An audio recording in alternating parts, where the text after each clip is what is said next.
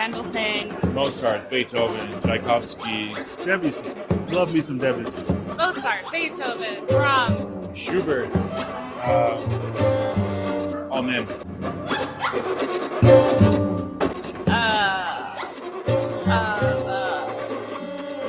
Female composers.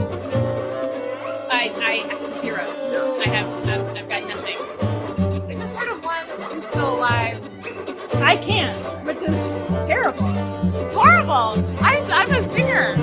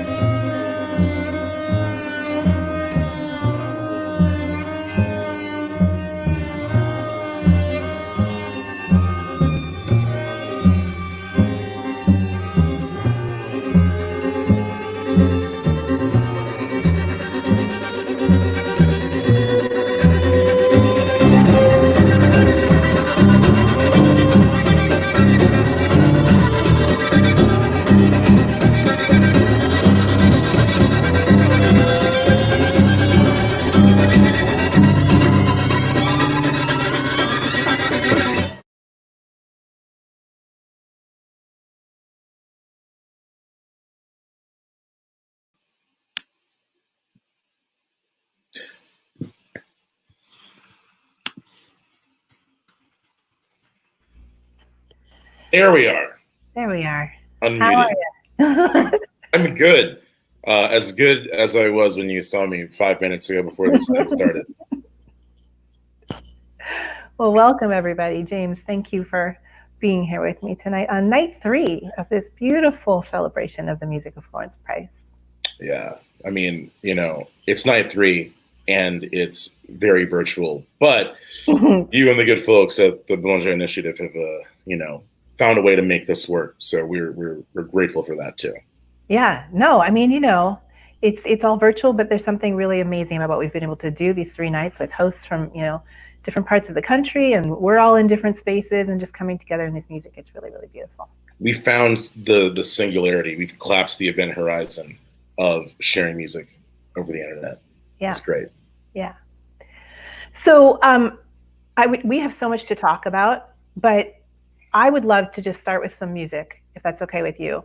That is more than okay with me. I wonder what we're going to hear first. Okay.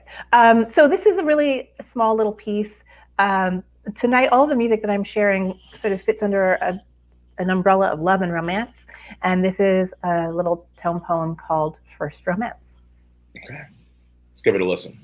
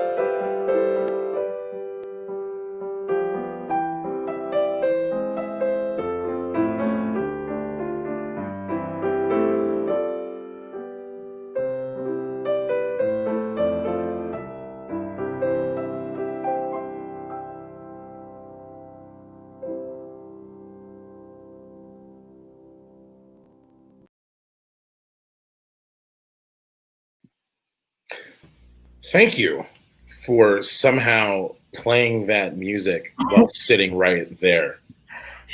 No clue how you pulled that off. I suppose though that it might be, good for the flow of this conversation for me just to, say who I am. As my name says down there, I'm James Bennett. I'm a digital writer and editor and overall agitator at New York Public Radio and WQXR Classical New York, 105.9 FM. Great. And I guess we can start, this discussion. And I'll, say first how I kind of came to learn about who Florence Price was. I want to say the details are very vague. I will say that. But I want to say it was in 2015, right before I started working at WQXR. And it was like kind of at that point after I think in 2009, 2010, when a lot of those, damaged manuscripts were found in an old house where different institutions and labels were thinking about how do we record these? How do we preserve these, to some kind of sonic medium? And there was some school in, I want to say Kentucky. I cannot be completely sure. And they were premiering one of her Arkansas. What? It was Arkansas. Okay, great. Yeah. Yes, sorry. Ended up at the University of Arkansas. So there's been a lot of scholarship out of Arkansas. Okay, perfect. So it was that. Yeah, they streamed it to SoundCloud. I remember hanging out in my bedroom in East Harlem at the time, being like, "Oh, who was this?" And saying, "Wow, that's pretty cool. Wonder what else is out there." And then you kind of run into the wall of the recent scholarship, like you said, that's emerged in the past, maybe like 10 years or so. But reckoning with how before that there just seems to be this dearth of conversation about this really fantastic American composer. Well, two things come to mind when you say that. First of all, I was just listening to that piece, and it is nice to be able to sit here and just listen to myself play sometimes. But I was thinking earlier today, I had a conversation with a colleague who's a program director at one of the stations out here on the West Coast. And we were talking about how can we expand the repertoire? How can we bring listeners along to new things? How can we convince them that it's not 1785 anymore or even 1885? And I thought this music, what beautiful music. It's so beautiful. It's accessible.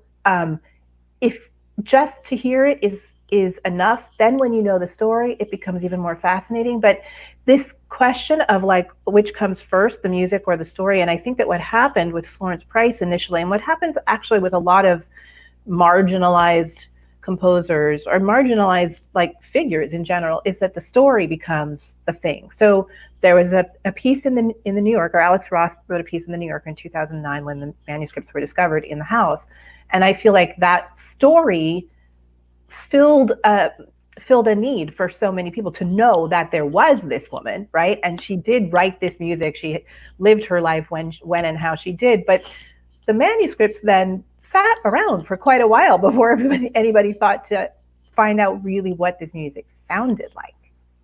Yeah, I mean, it's almost as if you have a composer bingo card, and kind of at the beginning, right, of this whole virtual concert, people are always scrambling, right, to name a female or a Black composer, and once that Florence Price story became to started to get told.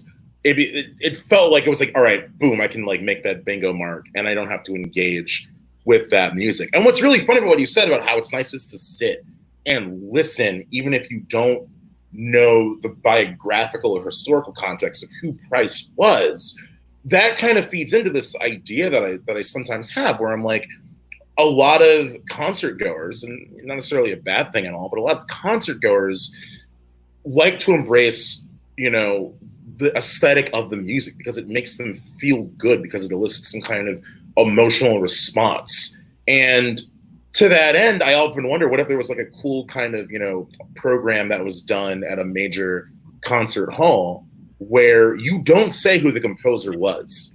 You just let them sit in that music, right? And I don't know, I just like, I can't help but sometimes feel that people want to feel the music, but they also want to be able to say, "Oh, I heard a Beethoven or I heard a Mozart tonight," and like that was cool. But in reality, you just want to hear some music. Yeah, it's like those taste tests they do with like fine wine and jug wine, and people get them confused all the time, right? Future collab. Yeah. Well, we do that on radio too, right? You always front announce and back announce everything. Mm-hmm. Yeah. Yeah, I mean, you'll turn on, turn on whatever your local classical station is here, WQXR. That's called a plug, and you'll just be thrown into like the sound, and then you'll wait for that to wrap, and you're like, oh, that's who that is. Who was? And you look it up, and it's like, got it, nice. Right. Yeah. Well, it's great music, and the other thing I think that's so interesting about story versus sound is that the sound that she made, is so much herself. It's so personal. It's so descriptive of her, her being. And when we talk about Florence Price, what we tend to talk about are the obstacles, right? The obstacles of being Black and a woman and working in the early part of the 20th century. And she could very easily have put those things to the side and tried to carve her way in this serious world of classical music. But instead, she's really embracing all the things that make her who she is. And I think that that's why the music speaks to us, because it does have this very personal, very authentic sound. And it, I think it elicits a lot of nostalgia for so many of us in different ways, different surprising ways. Yeah, I mean, the music, what you just played is, it's so intimate and it's so personal. And I think we're all the better for her making music that isn't contrived, making music that is her and her alone. Exactly. Yeah. So the next piece that we're going to share is actually 3 pieces. And I kind of wanted to ask everybody who's listening to come along with me on a little game. So the piece is called 3 Roses, a yellow rose, to a white rose, to a red rose. And they're all very different. And it'd be fun to just kind of see which of the 3 grabs our listeners' attention or our affection. Maybe we can put those things in the chat. But before we do that, we have some work that we have to do. Raise some money. That's your job. Go raise the money. Okay, great. So we also are doing this because we want to, kind of get some support for the Boulanger Initiative down in DC. And with each donation level comes a token of the institutional gratitude that we feel for your support. And I'll just run through that very quickly. But at $5 for a donation, you will receive a Zoom background of the wonderful Florence Price. This is a great illustration by Chelsea Hill. You can illustration that was just commissioned just for this project, and I love it so much. Yeah, you can stun all of your colleagues and coworkers on your obligatory Zoom meetings. For $25, you're going to get Lara, your AMPLIFY, that mixtape, your mixtape of Florence Price music. Yes. Yeah. This mixtapes have been an outcome of quarantine for me. I've been sitting at home a lot, and a friend brought over an old vintage, portable tape deck one day, and I started making the first one I made actually was on a Saturday after I'd been to the protests at the state capitol here, and it was just kind of like journaling how I was feeling about that day. And then I did another one for Juneteenth, and I did this Florence Price mixtape, and it's been really fun to just kind of be spontaneous. And somebody asked last night when we were talking about this, I said, are they really tapes? They are really tapes. And it's, so they're very limited edition because it's really a pain in the neck to duplicate tapes. So we're not making that many, so you've got to get them now while you can. That's sweet, because I just got a micro tape cassette recorder from my landline. $50, you get the Holes in the Sky album that you also recorded. Do you have anything you want to say about that? Yeah, well, this is the album that brought me together with Boulanger, because this is an album completely comprised of music performed by and composed by women. And it was just a beautiful experience to make this. So many amazing collaborations. Judy Collins is on this record with me, Rhiannon Giddens, Simona Dinnerstein, Rachel Barton Pine, and all female composers. So it's, when we talk about this mission to amplify the, awareness of who really has contributed to our American musical history and culture, I'm really proud to have produced this. And I think that, you'll find some favorite tunes that you already know, and you'll discover a lot of new things. So. Nice. I And cannot recommend it highly enough. oh, sorry. Okay, quickly. Last $100, a limited edition vinyl. Add to your wax collection with Florence Price piano discoveries. Yeah, and this is just all of the music that we have shared during these 3 evenings, all of the Florence Price music that I have been so fortunate to learn and play and record during really a full year, no, more than that, 2 years of living with this extraordinary music. Right. And before we hop into Three Roses, I just want to say as well that a portion of these donations to the Boulanger Initiative are going to the ACLU, the fight against racial inequality. And the donation page will be up a week after this live stream ends. So you'll be able to make those donations if you choose through the end of the month. Now, Three Roses. 3 Roses. Boom, boom. All right.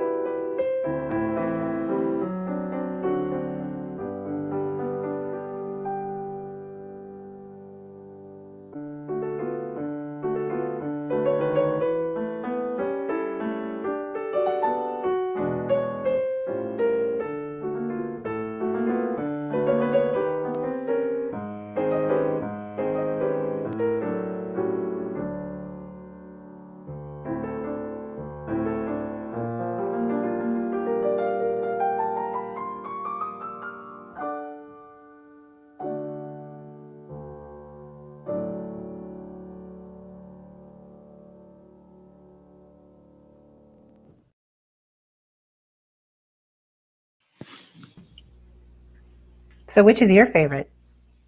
Of all the roses? Yes, of all the Wow. Okay, that was okay.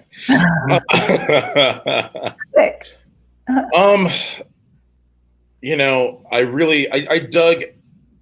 I dug the yellow. I dug the yellow rose. Mhm. I like how dreamlike and innocent it sounded, even though I think white roses are more, keyed up to symbolize innocence and purity and all that. It felt very insouciant, if I can use that word. Please. Yeah, that's right. Bringing back that SAT. Boom.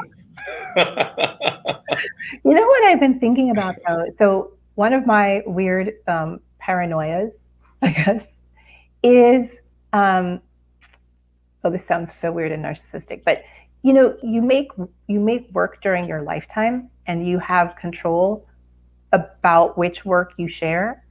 And I wouldn't want like all those old audition tapes in my garage to be like released as recordings after I'm dead. We would not want our teenage diaries to be published afterwards. I don't think, most of us. And so, since I've been so intimately involved with the excavating of these ruined manuscripts that were left behind, I wonder so often, what did she intend with this music? Was some of this music meant for publication and never got published? Was some of it not finished? A lot of these were messy manuscripts.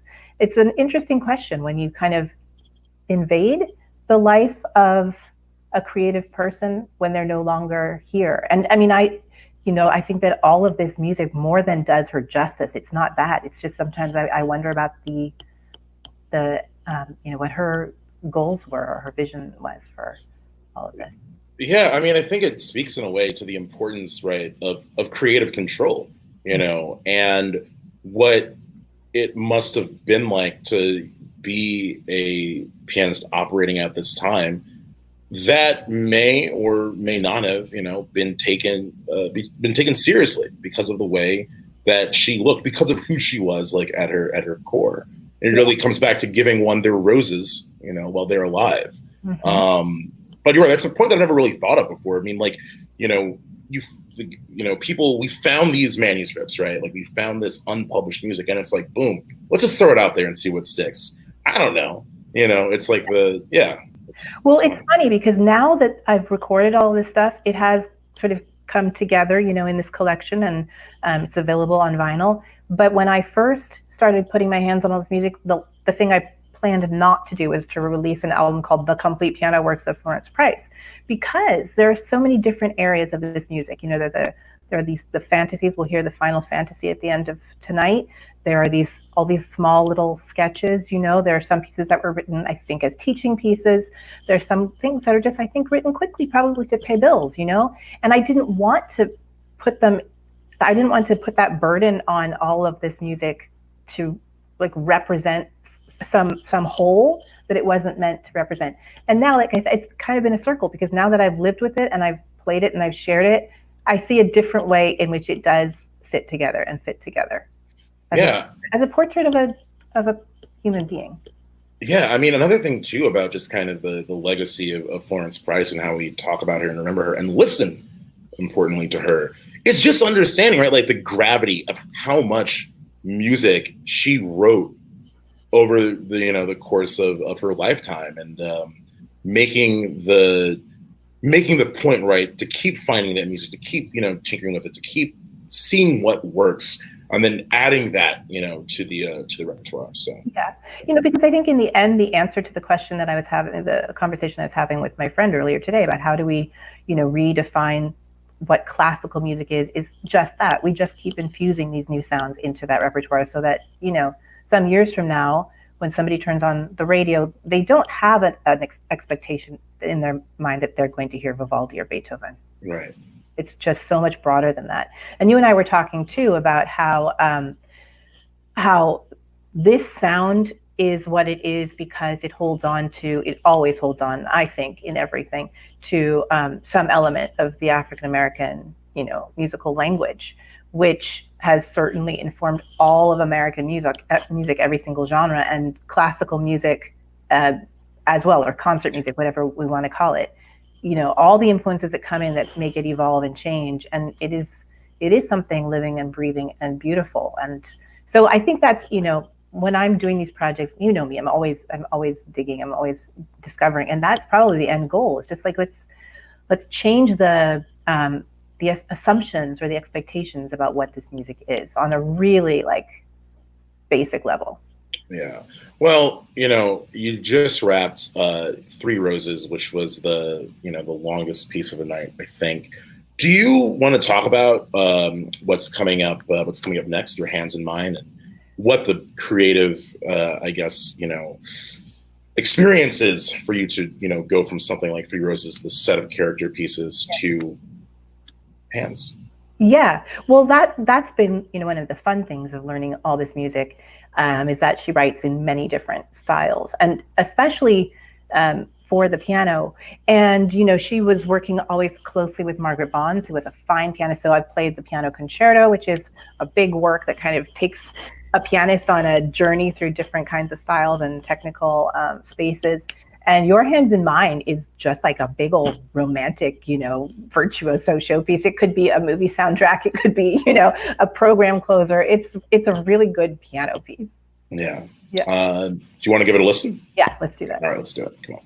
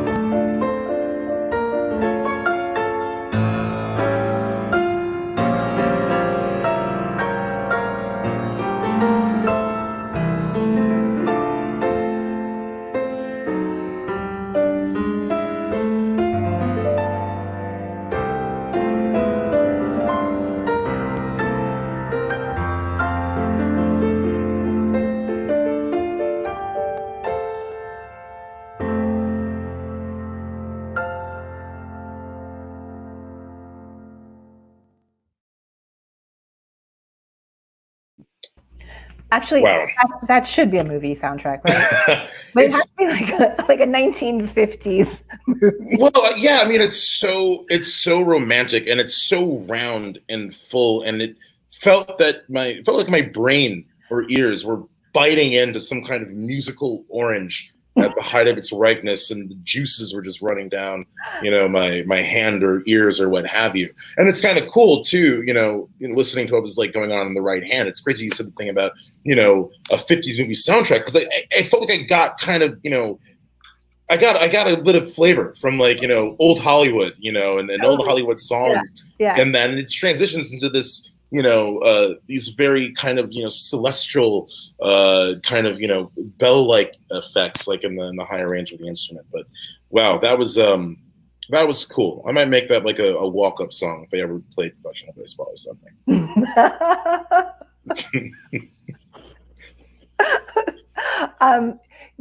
One of the cool things about having put out this music is that it streams, because we live in a streaming world, which means that, it goes wherever it wants to go. And I get so many messages via social media, via my website, asking me where this music can be found. And I just wanted to take a minute and talk about where this music is and where it can be accessed by pianists, piano teachers, piano students. So just briefly, my history with the music is that 2 years ago, I was on a residency at Southwestern University in Texas, and my host is a musicologist named Michael Cooper. And we were talking about Florence Price at dinner, and I said, exactly, there's got to be more piano music in those boxes at Arkansas. And just shortly after I went home to California, he reached out and said, you know what, I've got a few days, I'm going to go down to the University of Arkansas and look through the boxes. And he did. He started looking through the boxes. And luckily, he is a very obsessive, compulsive person who had the patience to not walk away when he found what he found, because it was just, everything was in disarray, and things were crumpled and things were illegible. And he just worked and worked and worked and started editing through these piano pieces. And at that time, right around that time, Schirmer had acquired the rights to the Florence Price catalog. So connections got made. And now all of this music is available. I think, Michael is still uploading new scores all the time, but it's all available from G. Schirmer.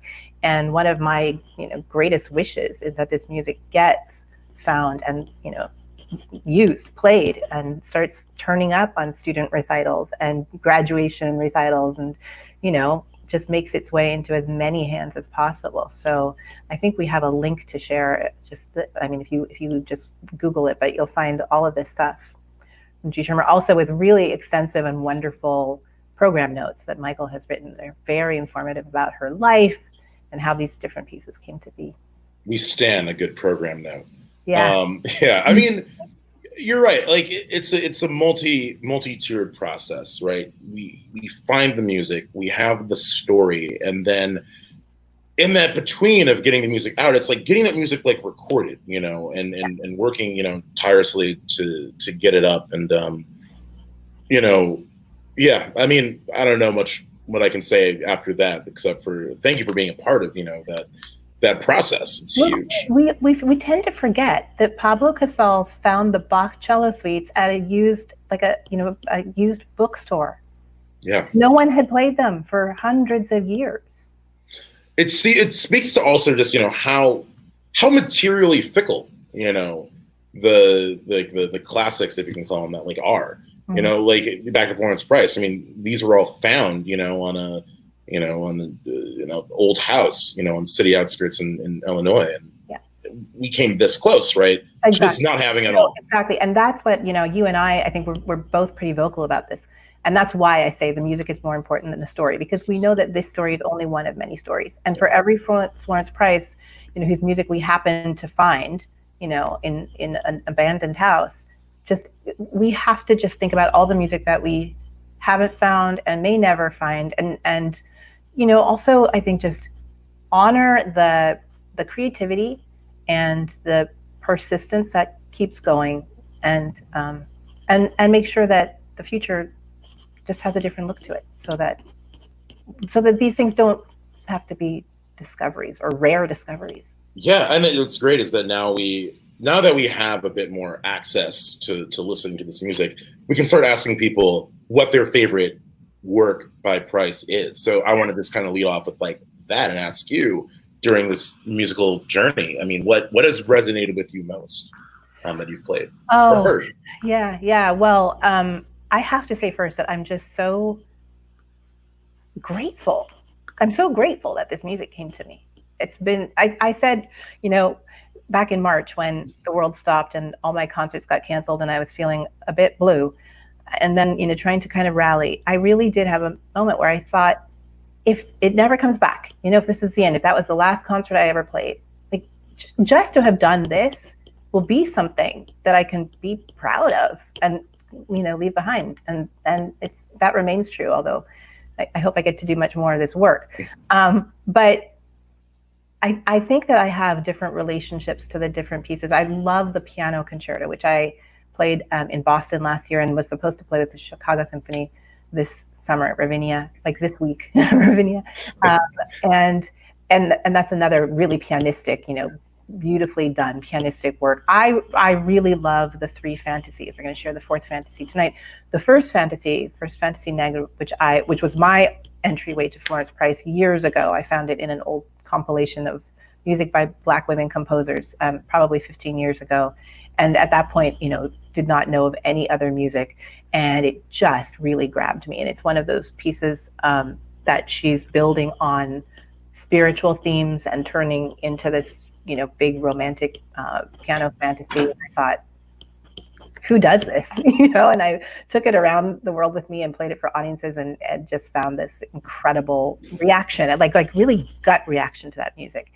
And so then, to find the second fantasy and the fourth fantasy, the third fantasy we haven't turned up yet, but those pieces they're bold and they are really, really special. So I don't know. You can't have a favorite child. You're not supposed to do that. that put me on the spot because I was going to say, that first fantasy, does resonate a lot with me, in part because it's like I like how she's able to take what to me sounds like, in some places in that piece, like a Chopin like nocturne, but she's able to infuse it with this, vernacular music from the Black American tradition. And that, to me, watching those or hearing those two things kind of come together in a relatively short period of time is something that I can just put on loop and play it nonstop. Yeah, no, it was fun because I hadn't played that piece in a while. I've been focused on the second and the fourth fantasy. So when I, brought it out for this, I was like, oh yeah, I love you. Let's remind everybody how they can support the Boulanger Initiative, because the Boulanger Initiative is out there doing all of this work that we're talking about in terms of excavation and education and making sure that nobody ever again will say, I can't think of a female composer. So do you want me to do the level this time? Please, yes. Okay. So, because I'm getting good at this. So for $5, which you're not spending on your daily Starbucks because we can't leave our houses, so you've got all those $5 lying around, and you will get this lovely Zoom background of this new portrait of Florence Price that was commissioned by Chelsea Hill specifically for this project. I love everything about it, from her very fierce dress to the treble clef beret in her hair. And then $25 gets you my limited edition mixtape called AMPLIFY, made right here in my living room where you see me. And if you're lucky, you might hear the dogs snoring in the background, or somebody slamming a door and then me not yelling at them. $50 is my album Holes in the Sky, which was a Sony Masterworks release 2 years ago and is a compilation of music written and performed all by very, very phenomenal women. Very, very dear to my heart, this project. Lots of friendships and collaborations in here. And then for $100, you get one of just a few copies of this limited edition vinyl pressing of all of the Florence Price music that you have been hearing over the last 3 days and have grown to love and now need to have with you in your home. And just imagine listening to it on vinyl with those pops and hisses. So please be generous. We are just, I'm so thrilled that we were able to present this project in this space so grateful to Boulanger for, jumping in and producing this. We want to thank also our friends at WQXR for cross-posting and sharing and lending James to us. And I think that we're ready to take some questions, and I would like to invite our hostesses to join us out of the green room, where they are, the virtual green room. Hello. Hello. Hello, friends. Hello. What a pleasure this has been. This has been just so fun. Yeah. Agreed. Yeah, this has been a really, really crazy 3 days of nonstop Florence Price and excavating and discovering and listening, and it's been so much fun. Yeah. And I wanted just to say again, we've all learned so much in these last months about how we can do these things and how we can share our music and how we can reach out, into the big wide world and make things better during this time. That's something that I hear all the time, and I'm sure you do too. And I know that, listeners are writing into the station and saying how much the music means during this time. And it takes a lot of doing, and it takes a lot of flexibility on our part and leaps of faith. And one of the things that we had hoped to integrate into the program tonight was this new collaboration, dance collaboration with Tariq O'Malley. And we, at a certain point in all of the fast and furiousness, just said, you know what, we need some more time. And this virtual existence makes it harder, and we want to build something really beautiful. And, that was a moment when I missed the just being in a studio and leaning on the piano and thinking about stuff and drinking coffee and letting things happen. But I can't wait to bring that back into this space and create, just dive in, make things. Well, we forget in the life of Zoom that things actually can take time, and that we can actually take time to do things because we're creating so fast and ferociously. Yeah, absolutely. Yes. Do we have questions? We do. Let's get and this is coming from my mother. So I'm not going to read it. James, I'll let you do that one. Okay, so the question reads, this might be a silly question, and I read ahead, and it's not. But, did Florence Price name all of her pieces, or were some of them named by others afterwards? The titles are great. Of course. Okay, so I'm laughing so much because the titles are great, and they're also they're a lot. They're so descriptive. And at a certain point when I was working with Michael Cooper and he's sending me all these scores, I started thinking of the most outrageous titles I could, and I'm like, oh, is there one called Tiptoeing Daintily Through the Daisies? And then he'd be like, well, almost. Because I think, some of these were written, you have to put yourself in the context of the time, for one thing. It was very much like salon music, and then she's writing them as teaching pieces. So I love that, and that makes me feel very close to her. But yes, I think all the titles are original. There was even there's one that, oh my gosh, what is it? It's something about the washerwoman. I can't remember, but it's really, really long.